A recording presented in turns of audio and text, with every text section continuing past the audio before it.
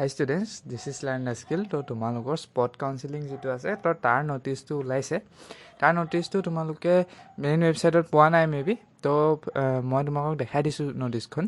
তো এইখন নোটিছ তো আমি ইয়াৰ বি নম্বৰ পইণ্টটো পঢ়ি চাওঁ। তো ইয়াত ভালকৈ লিখা আছে মানে তো তোমালোকৰ কেতিয়া কি হ'ব। তো ব'লা আমি পঢ়ি লওঁ। A spot round of counseling for provisional admission into State Government Engineering College for Assam through CW 2025, JLEE and JMEE will be conducted as per schedule mentioned below. ঠিক আছে, ডেট অফ কাউন্সেলিং 14 তাৰিখে means তোমালোকৰ spot counselling কেতিয়া conduct হ'ব 14 তাৰিখে conduct কৰা হ'ব। Reporting time 12 noon to 1 PM। তো ইয়াত যদিও reporting time 12 noon to 1 PM দিছে, কিন্তু তোমালোকে এইটো কেতিয়াও নাভাবিবা যে আমি 12 বজাত গ'লে হ'ব। তো যিখন কলেজত তোমালোকে যাম বুলি ভাবিছা বা যিখন কলেজে স্পট কাউন্সেলিঙত পাৰ্টিচিপেট কৰিব তেওঁলোকে নিজা টাইম দিব, সেই টাইম টেবুলখন আমি চাব লাগিব। ঠিক আছে, প্ৰত্যেকখন কলেজে নিজৰ নিজৰ ন'টিফিকেশ্যন উলিয়াব, আমি তাত চকু ফুৰাই থাকিম। যেতিয়া তেওঁলোকে ন'টিফিকেশ্যন উলিয়াব আমি বুজাই দিম। তো ৰিপৰ্টিং টাইম যিটো কৈছে এতিয়াই ফিক্স কৰি নাথাকিবা যে 12টা বজাতে আমি যাম। ঠিক আছে, এডমিশ্যন টাইম 2টা বজাত। ঠিক আছে, এণ্ড প্ৰগ্ৰেম ৱাইজ ঠিক আছে। তো তোমালোকৰ branch wise college wise vacancy list তোমালোকৰ এইটো ৱেবছাইটত দি দিব বুলি কৈছে। যদি দি দিয়েতো ভালেই, নিদিলে বাৰু এইটো কথা নাই, কিন্তু দি দিব বুলি কৈছে। All vacancies will be fill as per merit. ঠিক আছে, তোমালোকে মেৰিটতহে পাবা, তোমালোকে কাকো কৈ মেলি মানে পাব নোৱাৰা। ঠিক আছে, সেইটো পূৰা লিষ্ট ওলাই থাকিব মানে চবৰে আগত অ'পেন হ'ব। চ' তোমালোকে গম পালা সেইটো। আৰু এটা কথা, এই তাৰ পিছৰ পইণ্টটো চোৱা, spot round is open for both register and non register candidates. Means তোমালোকে যদি এই কাউন্সেলিঙত পাৰ্টিচিপেট কৰিবলৈ থাকি গৈছিলে দেন তোমালোকে ইয়াত স্পট ৰাউণ্ডত যাব পাৰিবা।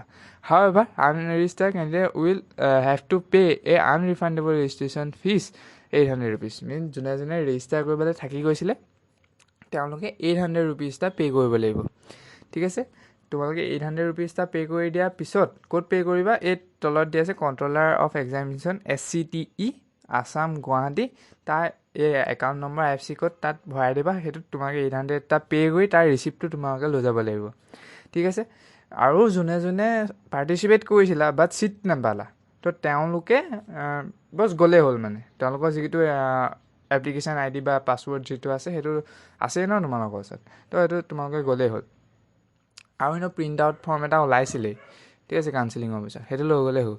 As per order 5 June, okay, ভেকেঞ্চিত at the time of spot counselling will be dereserve to unreserve category. যোন ৰিজাৰ্ভ কেটেগৰীত আছিলা, ছাপ'জ কিছুমান OBC হয়, কিছুমান SC হয়, ST হয়, তো তোমালোকক OBC ST হিচাপে কনচিডাৰ নকৰে, তোমালোকক এজ এ জেনেৰেল কনচিডাৰ কৰিব। ঠিক আছে, বুজি পালা? এইকেইটা পইণ্ট বুজি পালা? ঠিক আছে, এতিয়া তোমালোকৰ কথা আহিলে যে আমি কোনখন কলেজত যাম, কেইটা বজাত যাম, কি চব প্ৰত্যেকখন কলেজে নিজৰ নিজৰ যি ইলিজিবিলিটি ক্ৰাইটেৰিয়া, ইলিজিবল নহয়, তোমালোকৰ যি ডকুমেণ্ট লাগিব, যি কেইটা বজাত পাব লাগিব, ক'ত পাব লাগিব, সেইখিনি তোমালোকে প্ৰত্যেকখন কলেজে দি দিব। তো সেইখিনি আমি যেতিয়া তেওঁলোকে দিব আমি এটা ভিডিঅ'ৰ জৰিয়তে তোমালোকক কৈ দিম, বা তোমালোকে ৱেবছাইটত চাই থাকিলেও গম পাব পাৰিবা। ঠিক আছে, মইতো কৈয়ে দিম বাৰু। এতিয়া আহিলে ইলিজিবিলিটি চোৱা, সকলোৱে পাৰিবা, যিহেতু এইবাৰ এজ লিমিট আঁতৰাই দিছে, সকলোৱে পাৰিবা। বাছ তোমালোকে CWEত এপিয়াৰ হ'লেই হ'ল। যদি তোমালোকে কাউন্সেলিং কৰা নাই, কৰিবলৈ থাকি গৈছিলে বা কৰা নাই, দেন তোমালোকে 800 rupees এটা পে' কৰি পেলাই তোমালোকে স্পট কাউন্সেলিঙত যাব পাৰিবা। যদি তোমালোকে কাউন্সেলিঙত পাৰ্টিচিপেট কৰিছিলা বাট ছিট পোৱা নাই, দেন তোমালোকে ডাইৰেক্টলি যাব পাৰা। ঠিক আছে, ডাইৰেক্টলি হেৰিয়াত যাব পাৰা। ঠিক আছে, আৰু এটা কথা, তোমালোকে যিটো ইলিজিবিলিটি CWE আছিলে, PCM তোমালোকে একেবাৰতে পাছ হ'ব লাগিব, ছিংগল চিটিং মিনছ। ঠিক আছে, সেইখিনি তোমালোকে ইলিজিবিলিটি মেইনটেইন কৰিব লাগিব। আৰু এটা কথা যে তোমালোকে কিমান ৰেংকত কোনখন কলেজ যাবা, সেইটো বহুতৰে এটা কনফিউজন আছিলে, তো সেইটো মই ক্লিয়াৰ কৰি দিওঁ। যিহেতু AEC আৰু JEC আজিলৈকে পাৰ্টিচিপেট কৰা নাই তোমাৰ স্পট কাউন্সেলিঙত, তো মই ধৰা নাই যে AEC বা JEC পাৰ্টিচিপেট কৰিব। যদি কৰা আমি পিছত দেখিম মানে। ঠিক আছে, তো এতিয়া চাওঁ আমি কোনে কিমান ৰেংকত তোমালোকে ক'ত যাবা যদি তোমালোকৰ আপ টু 5K ৰেংক আছে মেইন 5,000 ৰেংক আছে দেন তোমালোকে জিচ যোৱা ঠিক আছে জিষ্টত last cut off may be 2600 পাইছেগৈ তো 2600ৰ পিছত যিমান আছে তো তোমালোকেতো চিট পোৱা নাই 2600ৰ পৰা তোমালোকে 5K ভিতৰত জিষ্টত যোৱা পাই যাবা চিট গেৰাণ্টি পাই যাবা ঠিক আছে আৰু কিছুমান ওপৰো আছে 1400 1600 1800 দুই এজনে মোক সুধিছিলোঁ তো 1200ও আছে তো তোমালোকো জিষ্টত যোৱা তোমালোকে ভাল ব্ৰাঞ্চো পাই যাবা চিভিল পাই যাবা তো তোমালোক গুচি যোৱা আপ টু 5K ৰেংক 5 আৰু যে মই কৈছোঁ জিষ্টৰ ওপৰত মই আকৌ পিছত আহিম ঠিক আছে কিছুমানৰ পিছত আছে যদিও ইমান টেনশ্যন নল'বা মই আকৌ আহি আছোঁ যদি তোমালোকৰ আপ টু 5K ৰেংক আছে দেন গোলাঘাট যোৱা গোলাঘাটত তোমালোকে পাই যাবা একদম আৰামত পাই যাবা যদি তোমালোকৰ আপ টু 7K আছে বোলে 7,000 মান ৰেংক আছে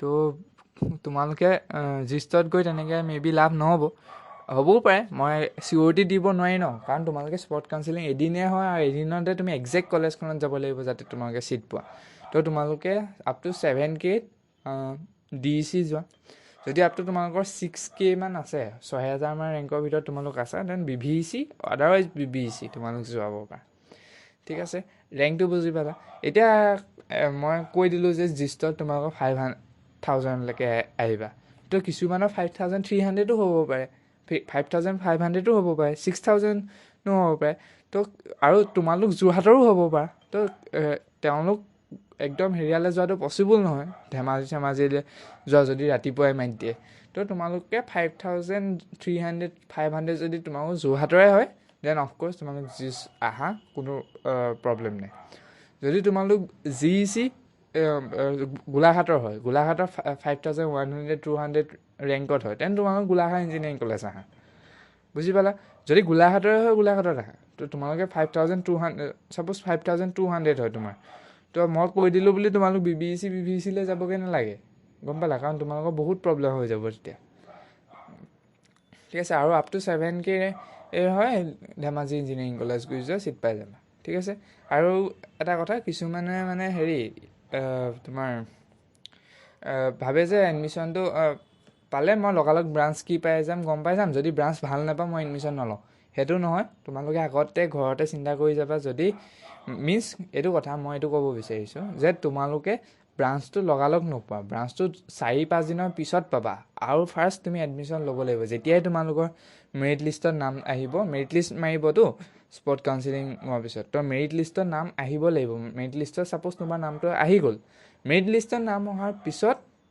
তোমালোকে লগালগ এডমিশ্যন ল'ব লাগিব ব্ৰাঞ্চ তোমালোক এলট কৰা নহয় এডমিশ্যন লওঁতে তোমাক বছ প্ৰিফাৰেঞ্চটো দিয়াই দিব তোমালোকে কি ল'ব বিচাৰা সেইমতে কাট অফৰ মতে তোমালোক প্ৰিফাৰেঞ্চত সোমাই যাবা বুজি পালা এইটো বহুতে নাজানে মানে স্পট কাউন্সেলিঙত লগালগ ব্ৰাঞ্চ দিয়ে বুলি ভাবে লগালগ ব্ৰাঞ্চ নিদিয়ে ঠিক আছে আৰু যদি তোমালোকৰ কিবা ডাউট আছে যে মই 5,500 মান হয় বা ইমান ৰেংক হয় মই ক'ত যাম ভালকৈ কৈ দিম মোক মেইল কৰিবা মই মেইলত তোমালোকক ভালকৈ ৰিপ্লাই দিম ঠিক আছে আৰু যোনে ক্লাছ কৰি আছে ইণ্ডাকশ্যন প্ৰগ্ৰেম কেনেকুৱা লাগিছে মোক জনাবা আৰু মই আজি চিলেবাছৰ ভিডিঅ'টো অনাৰ কথা আছিলে বাট মই সেইটো ৰেকৰ্ড কৰিবলৈ নাপালোৱে এইখন ৰেকৰ্ড কৰি দিলোঁ ঠিক আছে তো আৰু কিবা আছে যদি সুধিবা vacancy list and college wise হেৰি মই আনি আছোঁ ঠিক আছে আৰু ভেকেঞ্চি লিষ্ট কিমান ক'ত আছে মই সুধিবলৈ কৈছোঁ মানে মোৰ লগৰ কিছুমান আছে ন বেলেগ কলেজত তো মই গম পালে তোমালোকক জনাই দিম ঠিক আছে আশা কৰিছোঁ ভিডিঅ'টো কিছুমানে গম নাপায় ন এইটো PDF-টো আহিছে বুলি তো